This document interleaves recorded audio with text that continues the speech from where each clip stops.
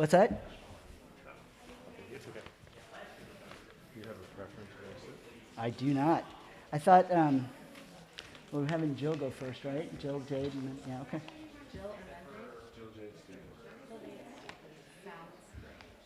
See, and it gives me a chance to rebut. Can I put my keys here? Is that okay? And you know what? Can I go? Is that fine? I I didn't want to go to the that okay? podium. So I'm going to be right here with this mic, and then when I turn it over to Jill, we're just going to hand the mic to her. Is that cool? Hold the mic out, not the mic stand. Yeah, pull the mic out.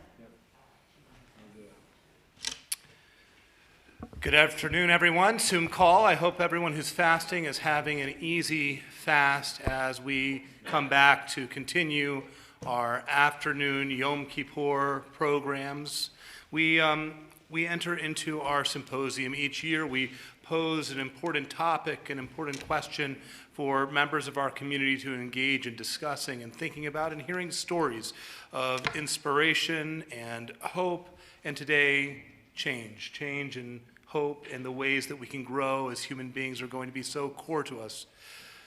We focus on these high holy days on teshuvah, on return, on becoming better, more wholesome, more healthy versions of ourselves, and what better area than to be here with our panelists this morning to have a discussion about addiction and recovery and to inspire hope and change and growth. And so I'd like to recognize this is an issue that all of us struggle with. I spoke about for 30 minutes on Rosh Hashanah.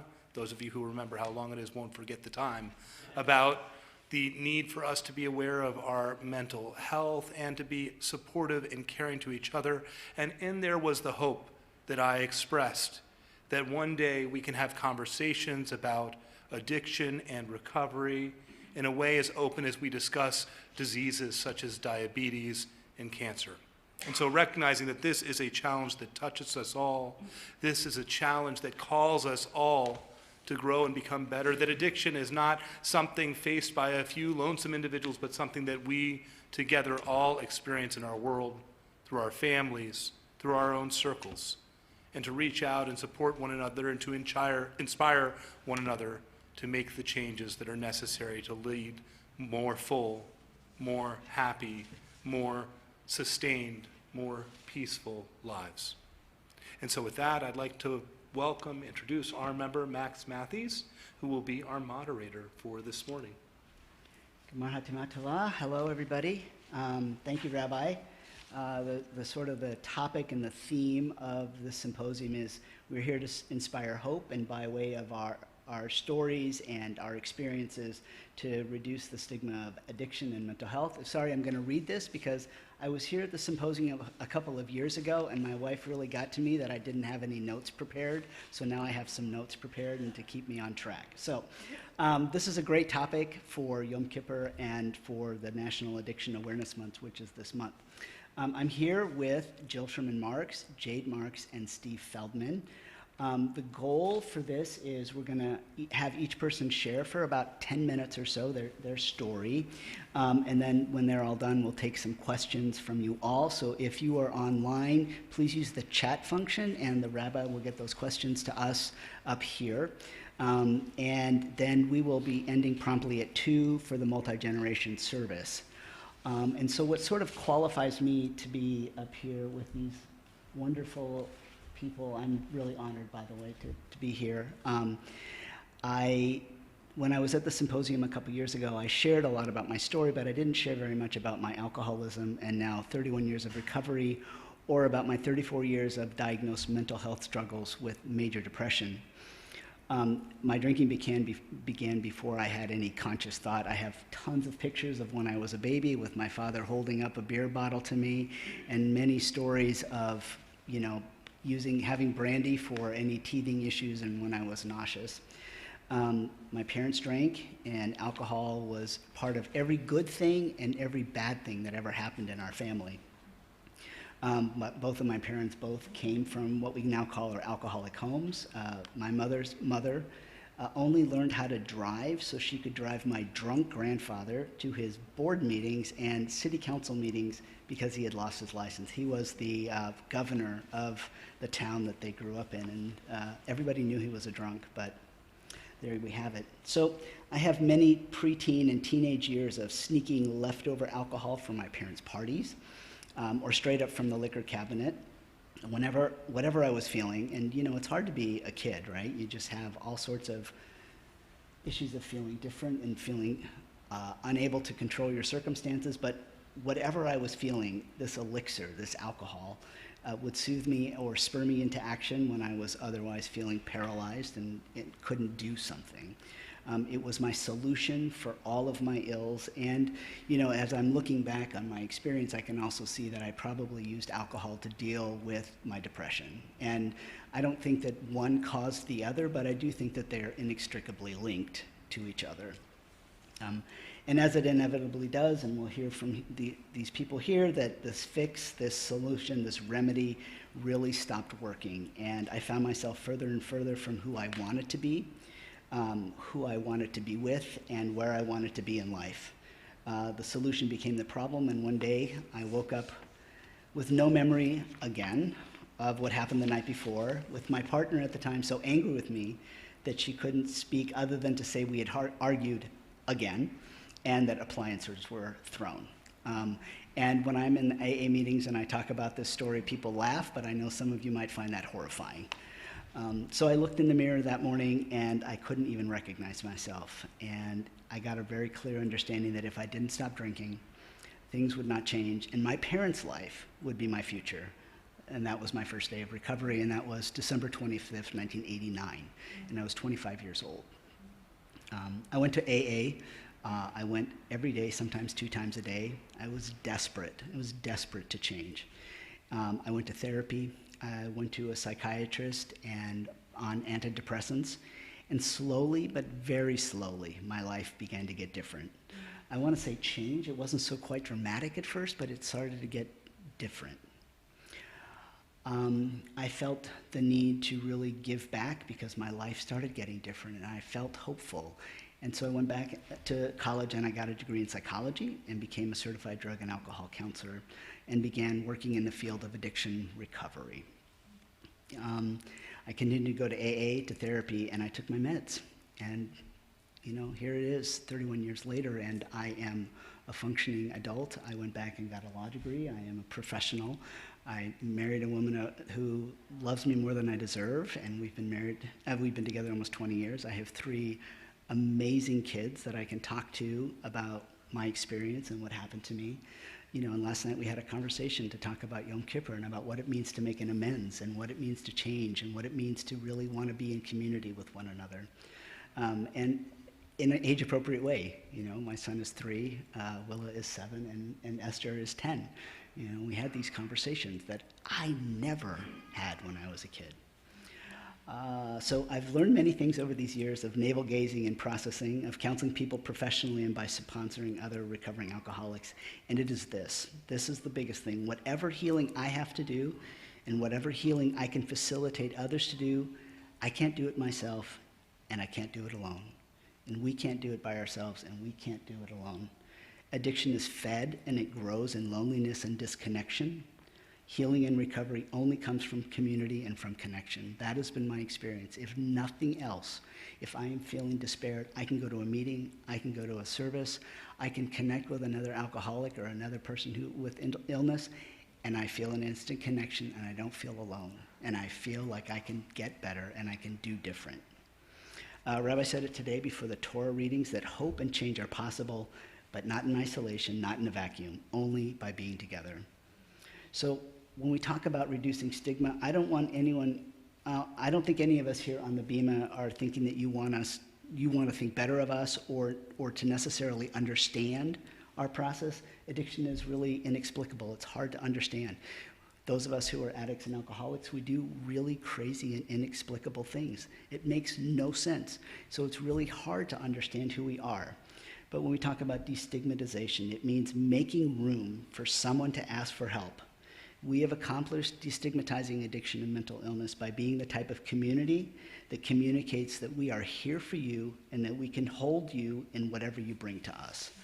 And so I am going to open this up and have Jill speak from her experience as a mother and what it's like to have somebody in her family that is addicted. And thank you again for letting me be here. Again, thank you for letting me speak. And Jill, it's you. You can just speak from where you are. Okay. Well, thank you so much for inviting me to be here and share my experience as a parent. And I wasn't a parent alone. I was a parent with my husband and my former husband and his wife, who, as a team, thankfully and gratefully, we do very well together. So I could speak for hours and hours and hours, but I think the most important things that I want to tell you is that I have a daughter, a beautiful,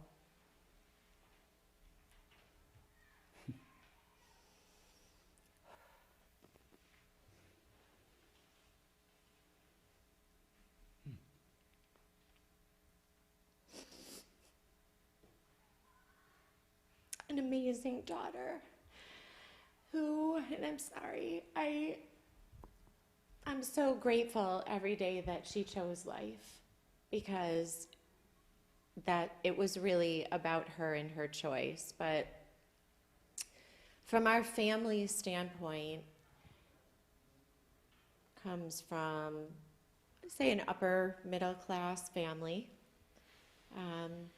Was there a divorce that occurred? Yes.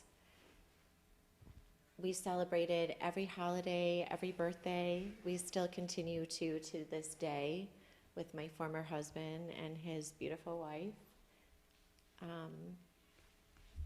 I have an amazing, supportive husband. Our children had amazing support, I guess, is what I really want you to know. And Jade went to a private Jewish day school for high school.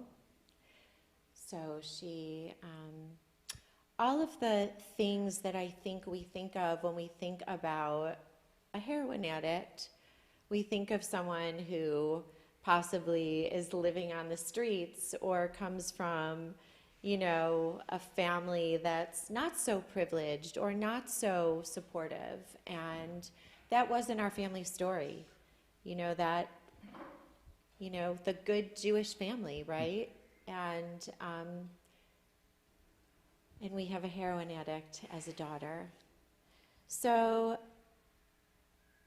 for me as a parent, the hardest thing was knowing that I couldn't fix.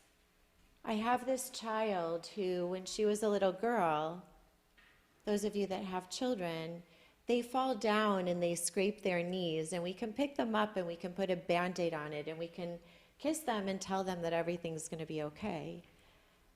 And then they become these people as they get older. And I remember saying to Jade at one point, as she was basically having a mental breakdown, and I was laying on the floor next to her and saying, I can't pick you up anymore, and I don't know what to do to help you. I just don't know. What I learned through my process of being a parent of an addict, it wasn't what I needed to do, it's what I needed to not do. And I think that's the hardest thing as a parent, is the not doing, the backing off, the letting go, letting God. When your child calls you, I'm a Jewish mom, and my child's calling me and she's saying, Mommy, I'm hungry. And this is right after she left a treatment center where she had a warm bed and meals and snacks and, costing our family a lot of money. And she chose to walk out, and Mommy, I'm hungry. The hardest thing is to say to your kid, I'm sorry, find a soup kitchen. I don't know what to do. So there's many experiences, and I really want to say that I opened myself. I know this is being posted on Facebook and live streamed through Temple Kol Ami. I do have a Facebook page, and I want to offer myself and my stories, and I'm so happy. And I don't feel, like I said, we could be here all day for me to tell you all the stories that there are. Treatment, we did treatment. We did treatment from starting in West Bloomfield at Maple Grove, multiple tours of duty there, Hawaii, California, both northern, southern, central, Florida, the Atlantic coast, and the Gulf. Michigan, from top to bottom, we did treatment. We spent, can't even tell you how many thousands and thousands and thousands of dollars, and none of that matters, because truly until someone is ready and willing and wanting to get hope and get help, it doesn't matter. So it's really hard as a parent to not do. It's really hard to not pick up my child.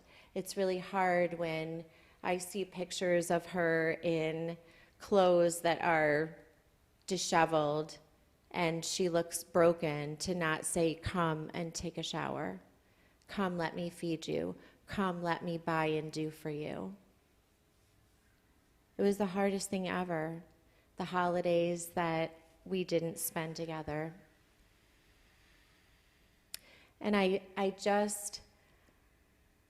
those are all the experiences, and the strength that I found from the Al-Anon community, the strength that I found from Steve Feldman and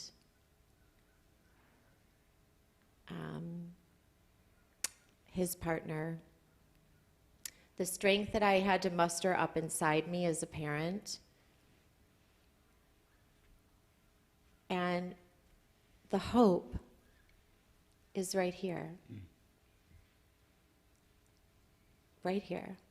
I have a daughter who is coming up on 3 years clean, who has a daughter, yeah, who has a daughter of her own, who I watch her parent, and I think to myself, I only hope I was a fraction of the mother that she is. Her patience is endless. Her willingness to teach and learn is beyond any expectation of any young woman. She'll be 25 tomorrow. And she's amazing and beautiful, and she's alive. Yeah. And I'm grateful. And I think for now, that's all I'm going to leave you with. And again, could I tell you stories that you'd be like, your jaw would drop and you would go, oh my God. But guess what? I can tell you those stories another time. My one most important thing, and I'm going to say it again because I think it's so important, the thing we do the most with our children, our loved ones, the people that we care about most that are addicts, is we continue to do. So today, I am going to encourage you to take a step back. Let somebody else drive the bus, and let go and let God. Thank you so much, Jill. Thank you so much. Jade, glad you're here Thank you. and alive. Thank you. Hi, I'm Jade. I'm Jill's daughter. So as my mom shared, I grew up in a really good family, had everything I could have wanted, needed, all of the love, was put in therapy early, and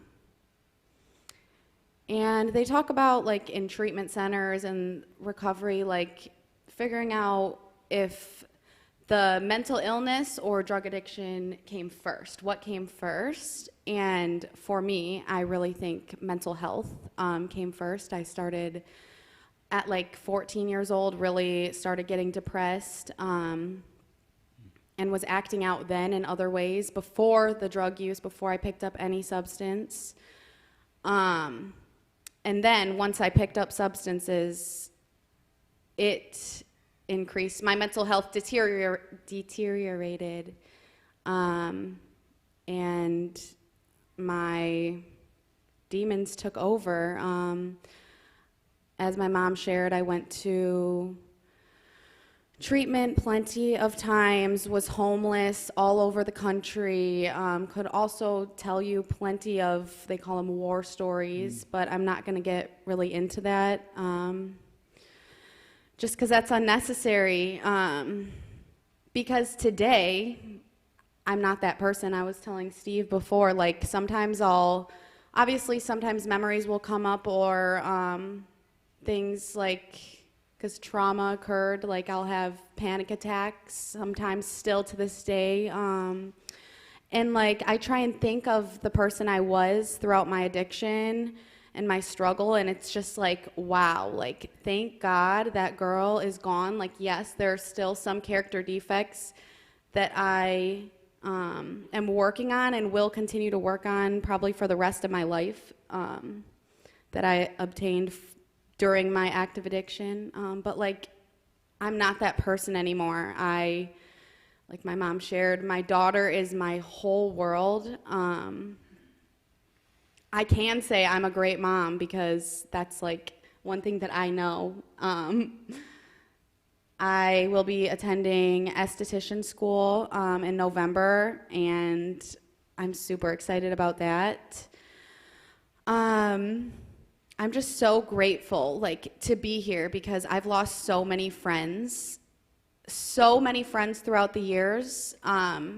Every week I see on Facebook a new post of someone who passed away, and like that could have been me.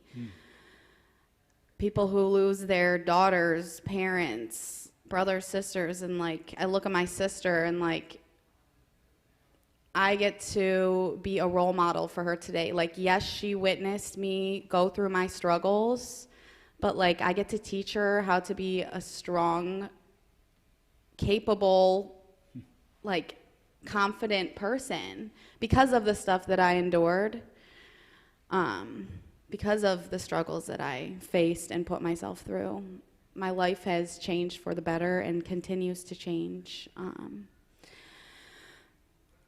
And I'm just so grateful. I know I said that a lot. I'm so grateful to be here. I was really nervous, and I'm still kind of nervous.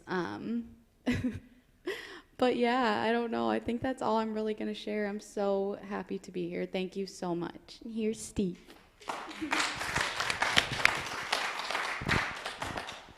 Thank you. And you too. And I'm. My name is Steve Feldman. I am really grateful to be here and to be able to share some perspective and some of my story. The reason that I'm here is that I am somebody that's in recovery for a long time. My last drug and drink was April 17th of 1992, and drugging and drinking was really only behaviors to avoid pain, avoid discomfort, and the reason that I'm here is that a long time ago when I walked into treatment and recovery, I walked in and the first night, it was alumni night, and there was somebody that was there to share their story.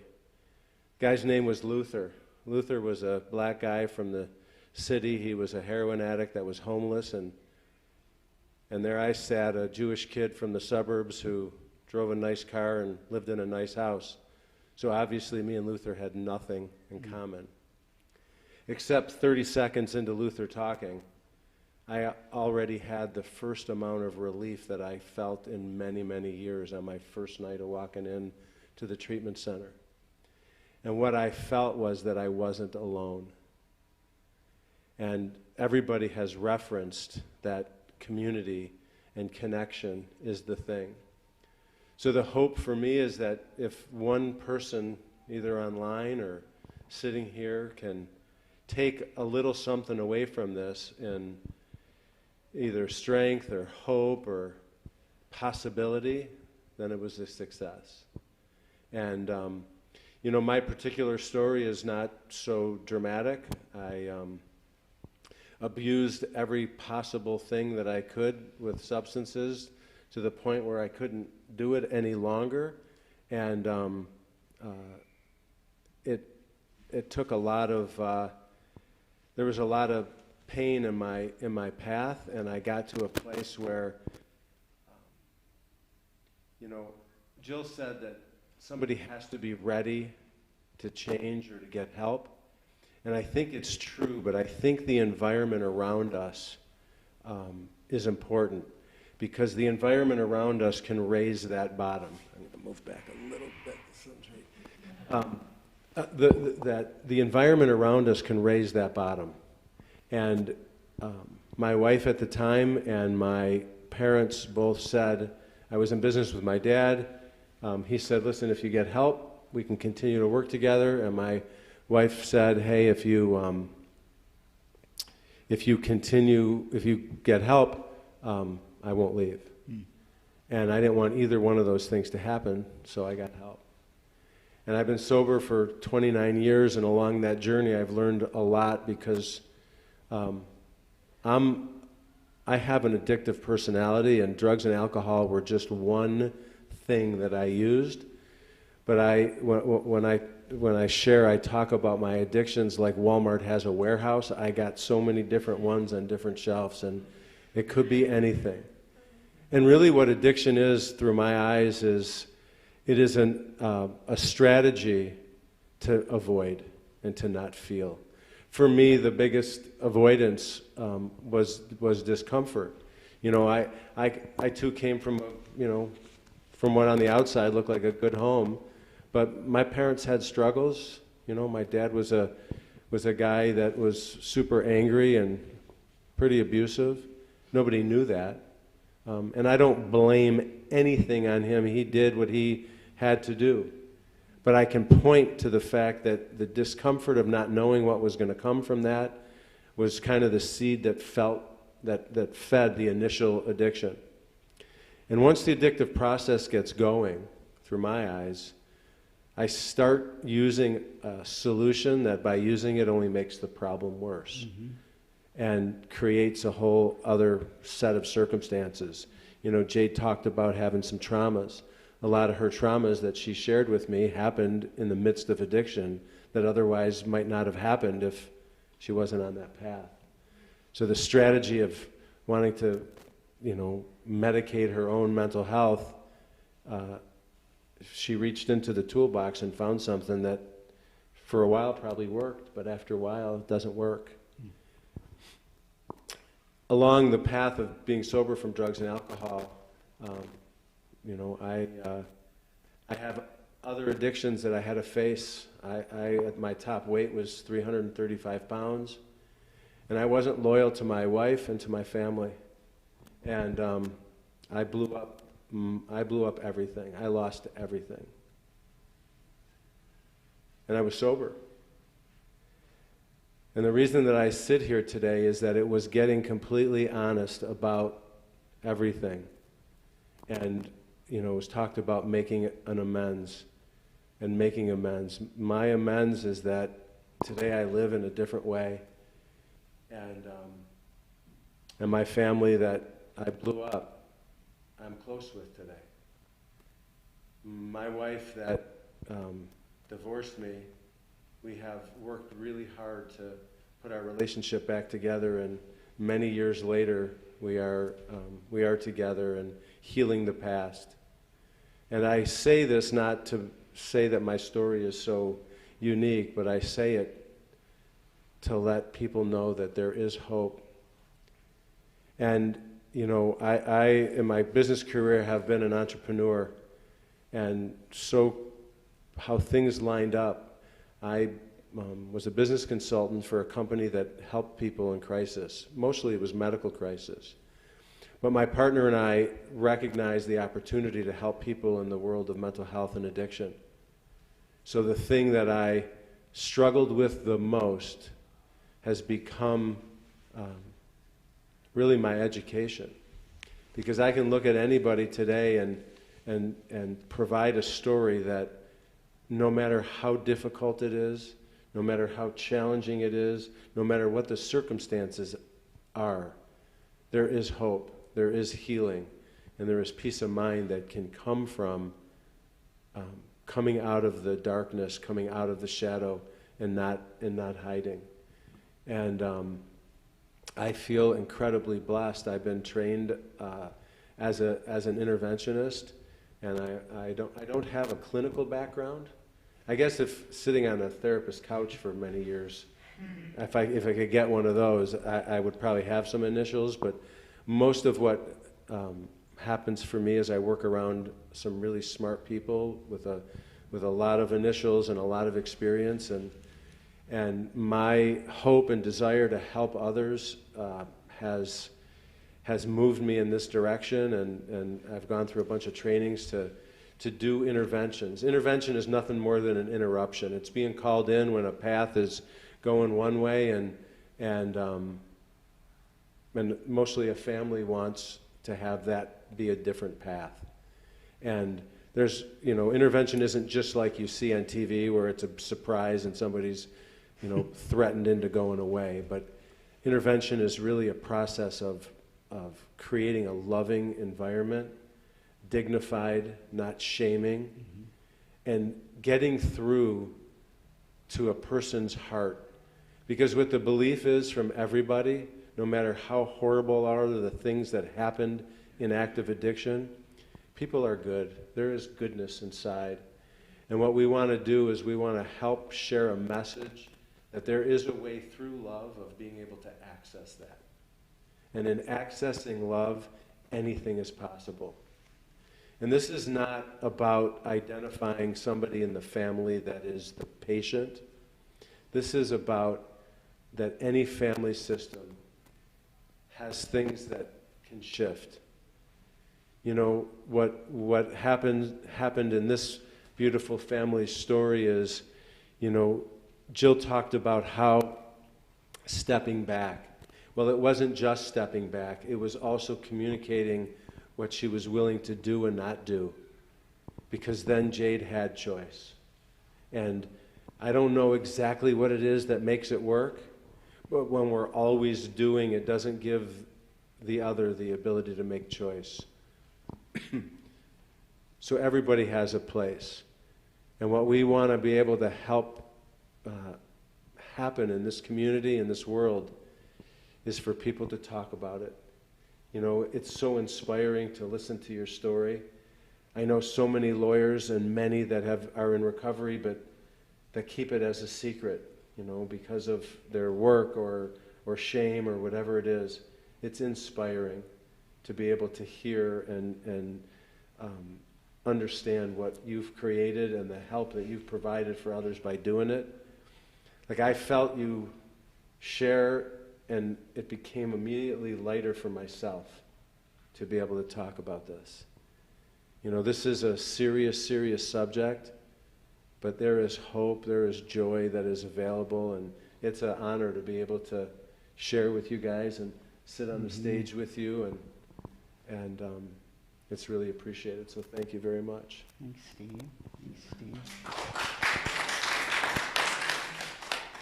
So this is sort of the portion where we were going to open it up for questions, and I'm wondering, Rabbi, do we have anything from the chat? Oh, look at that. Hot off the press. If anyone wants, Steve wants 2 or 3 of me. So the bottom one, we have someone giving Steve a degree here. Steve, It says here that you have an MPE, a Master of Practical Experience. So one of the questions here, and I think I'm just going to open it up to the panel. I think that we can all sort of share about this. So what are the best ways to counter stigma? So Jade, what do you think? What are some of the best ways you think to counter stigma? I'd go first, please. Okay. How about Steve then? Okay. Oh, I'm sorry, Jill, go ahead.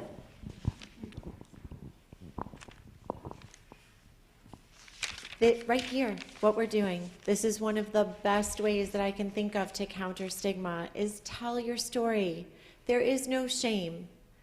Shame binds us. And there's actually a book, I think it's by Ann Wilson Schaaf, maybe, I'm not sure, but it's called Healing the Shame That Binds You. Shame keeps us locked in a story that either we tell ourselves or somebody told to us that simply isn't true.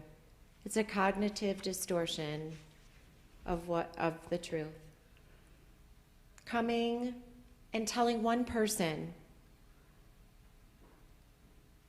is, in my mind, just when I share with you what's really going on with me, I not only heal my own self, but I also help you to know that it's okay. Like Steve, you shared when Luther shared his story, although you had nothing in common. White boy from the suburbs, black guy from, Skid Row or the ghetto or whatever. But our stories were people, and stuff has, either we've done stuff to ourselves, or stuff has happened to us that is beyond our control. But we break the stigma by telling our story and knowing that it's okay.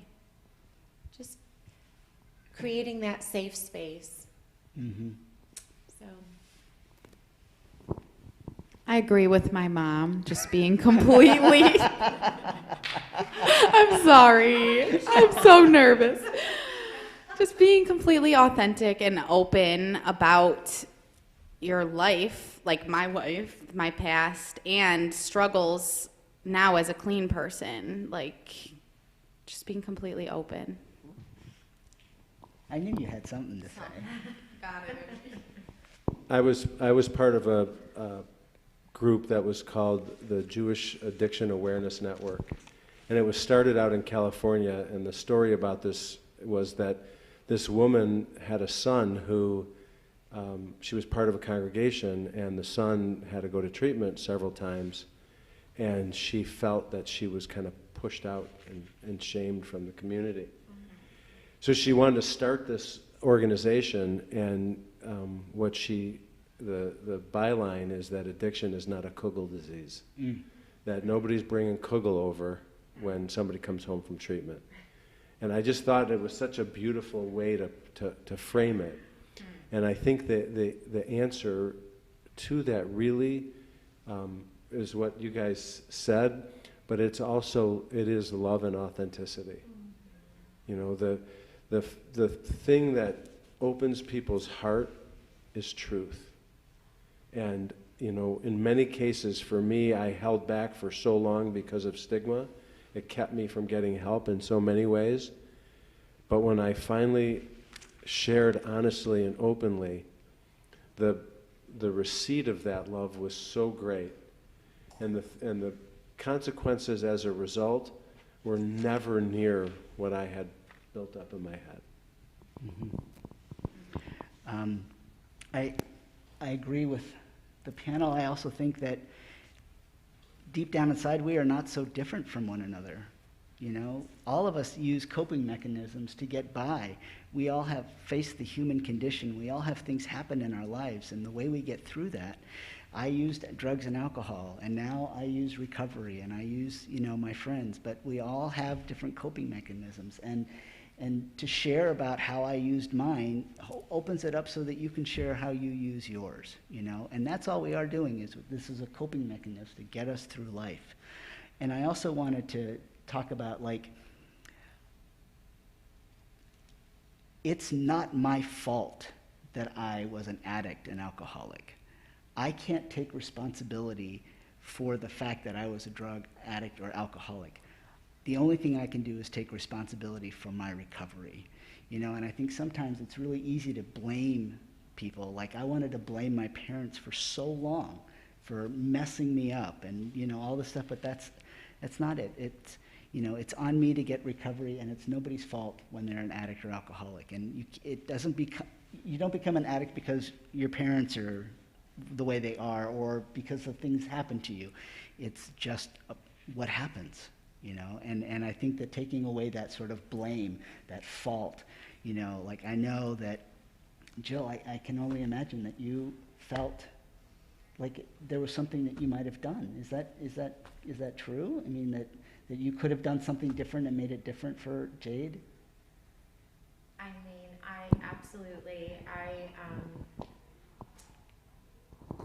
I can tell you that it's always our fault as a parent, right?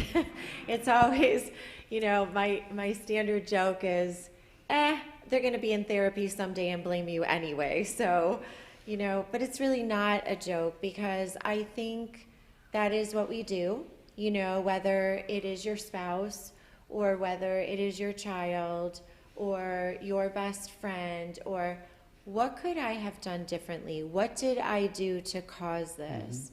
And one of the things that my former husband, and it is probably the one thing we argue about the most, is he's like, boy, we really screwed up. Boy, did we really screw up. And I'm like, no, I'm not going to take responsibility for that. No, I'm only going to take responsibility for what I did do. And our actions don't make anybody do anything. Every human is always at choice. And so I'm just going to support the congregation and anybody who's listening to really consider that as an option, that your actions do not cause anybody to do anything. It's really everyone's own individual choices. And the only thing that I can take responsibility for today in my own recovery of being a codependent and other addictions is myself and how I operate. Other than that, stop blaming yourself. Stop blaming yourself. It's not about what you did. You didn't, I mean, I can only tell you, like, I think about things and situations, and can certain things trigger a reaction? Absolutely. But guess what? It's still the responsibility of that person, of what they do, not about, I can only control what I do, period. Right. Thanks. It's all you, Eddie. Hi, my name is Eddie Berger, and you spoke of Kugel. I don't think that's very fair right now during the fast. Also, it should be known that your notes were very well prepared, Max, and your wife has given you a heart emoji on the Facebook page, so you're doing great. Awesome. More importantly, I just want to thank you for your vulnerability, the sharing of your stories. Everyone is speaking of that on Facebook. And a question that I had for the group is, what does temptation look like now? On a day-to-day basis, how do you wake up after a bad day in general, whether it be at work or in life or in relationships? And how does some of that training, those experiences in the past, now help you to make sure you stay focused and on your journey as you go through that? And thank you. Eddie, that is a fantastic question. Thank you. I'll go first this time. Okay. I'm prepared. So thank God that probably after about a year into my recovery is when the using thoughts and using dreams they stopped occurring. So now when I get upset or when someone dies or when something happens, my first thought is not, hey, I'm going to go run and go use. Thank God it's not that anymore. It's more like, who am I going to call, or what skill am I going to use, or, you know, positive things. So thank God today I'm not easily triggered. But yeah, that's taken a lot of work and patience and focus, I guess. Thank you. Yeah, that's a great question, and what comes to mind for me is that using was the tool that was in the tool bag. So when something happened, for me it was a good thing, a bad thing, or I wasn't sure, it was time to use. Mm-hmm. And what recovery has provided is other tools in the tool chest, and things that Jade has talked about that provide the kind of self-care that helps move through challenging times. You know, the other thing that's present is that in early recovery, there's a faith that's needed that says if you use these new tools, it'll work better than what the old tools were. But when you don't see progress, right, you talked about how it was slow. And the reason that recovery is slow is because it's the opposite of what addiction is. Addiction has it happen right now, and recovery is like drop into the cup, drop into the cup, drop into the cup. But at some point in time, Jade just talked about a year, it can be different for everybody, that the proof I have of using these new tools provides evidence that's better than what I had when I used the old stuff. Mm. And when the proof is better, like faith is good, but I've done a clinical study, and it's better this way. And today, in my particular case, physical activity is a huge one. I love to work out and be active. And the other is to be able to continue to be in connection, authentic connection with people. And authentic connection comes with the ability to be vulnerable first, not contingent on what somebody else comes up with. Yeah. That's a great question again, Eddie. And one of the things that I learned from my parents and watching them is that they never wanted to feel. They never wanted to confront what was going on. They ran away, and I looked at that, and that's what I thought. I thought I was not ever supposed to have bad feelings, or get really angry, or get really sad, or be scared, or not know what to do next. And like Steve said, the toolbox was there, and that's what I did. I drank and I used so I didn't have to have those feelings, because I didn't think I was supposed to have those feelings, right? And so when I talk to other people and they say, oh yeah, I get scared. Oh yeah, I don't know what to do. Oh yeah, this is baffling. This doesn't make any sense. I realize that I'm allowed to have those feelings. And I've learned through the years that, if I am having a big feeling, I don't have to do anything about it. I can just have a big feeling. I don't have to fix it. I don't have to change it. I don't have to feel bad that I'm having it. I just can have it. And that was a revelation to me, that I didn't have to find something to change it, and that it's okay. And I have to say, those big feelings went away pretty quickly, but if I drank over it, it just exacerbated it. It just made it worse. I never fixed anything really. Like when I sobered up, I still had those feelings, plus I had to clean up the mess that I had just made. So when you say temptation, I don't necessarily wake up craving. I do wake up sometimes not wanting to feel, but I've learned that I can just feel, and it's okay. And it may not get better. I mean, I'm not suggesting that it gets better, but it does get different, and it makes it bearable to deal with the day. So I think that's a really, really great question. Thanks, Eddie. One of the questions from online is, when trying to change is more important, when trying to change, is it more important to address the underlying soul sickness, or the addiction itself?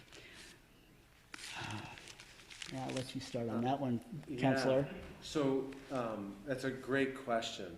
And what that says is that there is something going on, that the addiction is the effect, it's not the cause. Mm. What we know for a fact is that while we're in active addiction, nothing else can be healed. Mm-hmm. So getting sober or clean or at a baseline with mental health, a lot of times, people are abusing their medication or not taking medication or whatever the case is.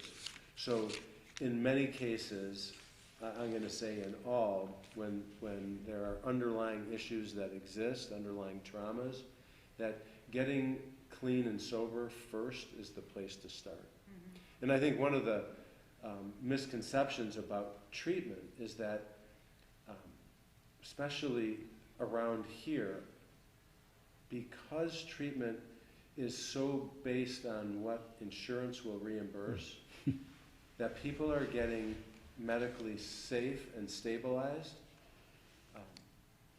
but they're not necessarily treating underlying. So going in to get detoxed and get clean is important, but on its own insufficient. It's just a start. Mm-hmm. So I think the answer in short is get clean and begin to work on what's driving underneath. And in many cases, when somebody gets clean but doesn't work on what's underneath, the pain is so great that we go back to grab the very thing that caused the problem in the first place. And when Jill talked about tour of duty, that was a cycle. It was get clean, feel better, go about your business. I mean, you were completely serious about changing your life. It's never going to happen again until something happened. And that's a difficult, dangerous spot if the second part isn't addressed. Mm-hmm. Do you have anything to add, Jade or Jill?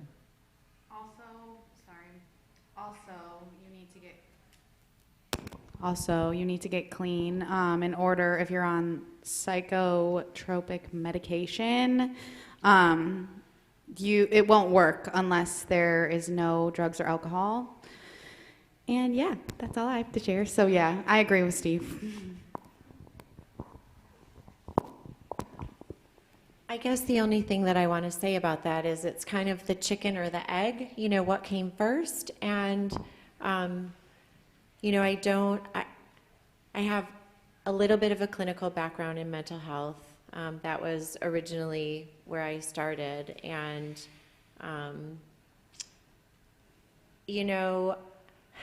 again, and I know I'm repeating myself, but what came first, the chicken or the egg? Was it the mental illness that caused the addiction, or was it the addiction that caused mental illness? One thing I know for sure is that chemical addiction will make you go crazy.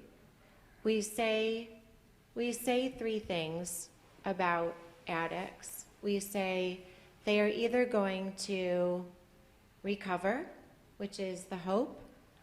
They are going to go crazy because it does make you crazy, or they're going to die.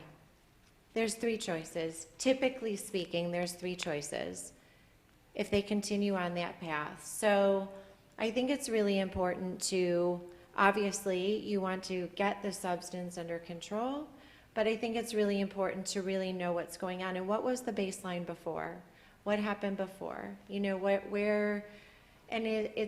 Sometimes it's very dual diagnosis. Many addicts are dual diagnosis, and it's very hard it's a hard and tricky disease to treat. And Steve, as you said, it is unfortunately in Michigan, and with our health care and our insurance programs that we have in Michigan, we're not so fortunate, guys. We live in, we live in a great state, and we live in a great country, home of the free, land of the brave, or however that sentence goes. And you know what?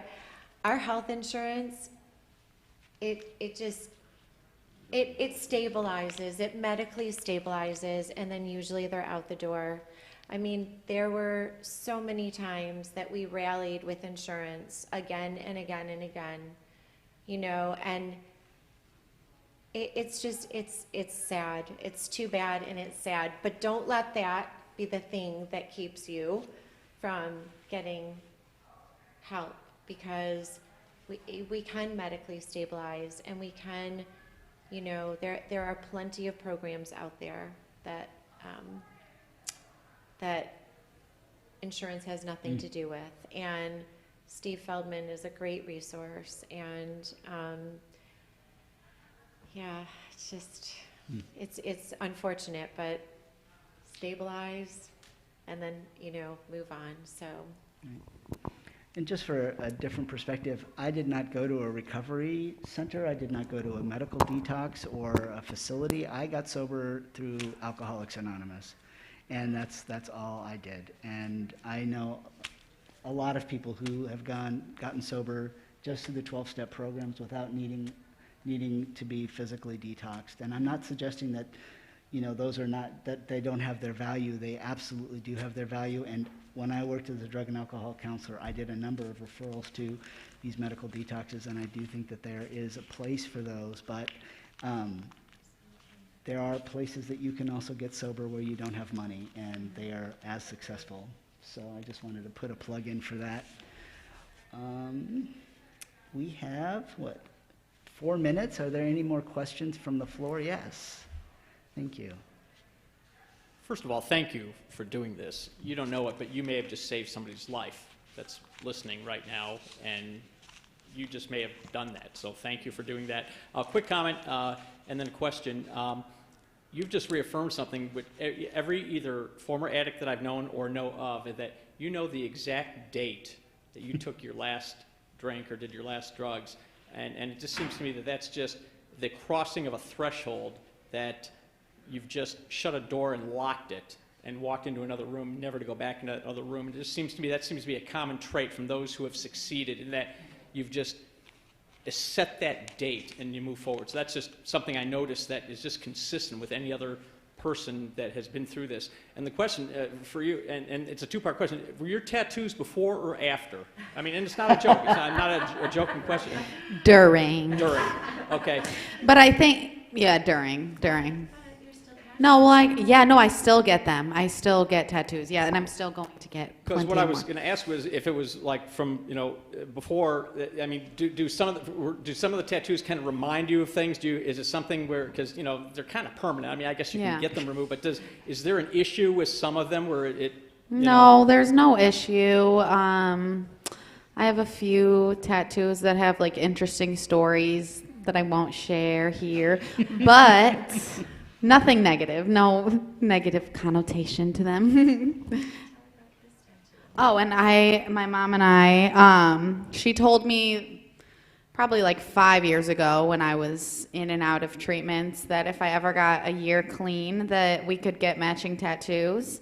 And it took me up until about 3 years ago to get, or 2 years ago to get a year clean. But at that time I was pregnant or nursing or something, so I couldn't get it until like a few months ago, and we finally got our high matching tattoos. Oh, right. So yeah, as you guys all know what that means, which is life. Very big symbol of my recovery. That's all. So, okay. First of all, I want to thank all of you for your honesty, your courage from back, 1992, I believe I don't know the dates, but everyone, that what you've gone through and the process that you've all gone through. I have a family member we've done interventions and the whole 9 yards for over 40 years. So basically, he is still an addict, and he manages his life that way. And he's a little bit like Steve had explained. That's his tool in his toolbox. And we just accept who he is, because there's nothing else we can do. I do have a question most specifically for Jade, but for really the four of you. Are any of you still getting support on the outside support people or attending programs or anything like that? Yeah, I was going to. I still go, during the pandemic, I did online meetings. Since my daughter has been born and still pandemic, I haven't been going to as many meetings, but I still keep in contact with all of my recovering friends. I have a really good group of women specifically that I keep in contact with. But tomorrow and last week, I went to this bonfire meeting that my friend at my friend's house, so I'm going to a meeting tomorrow for my birthday. And I did set a commitment at that meeting that I will be attending at least one meeting a week, which is very doable.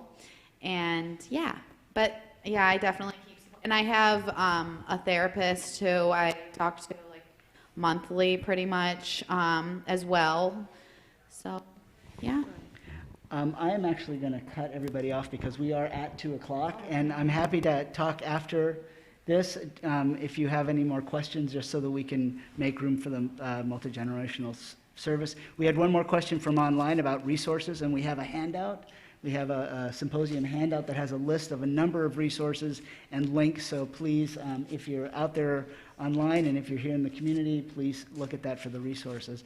And thank you all for coming. This has been a wonderful pleasure. And I'd like to thank Steve and Jade and Jill for joining me up here.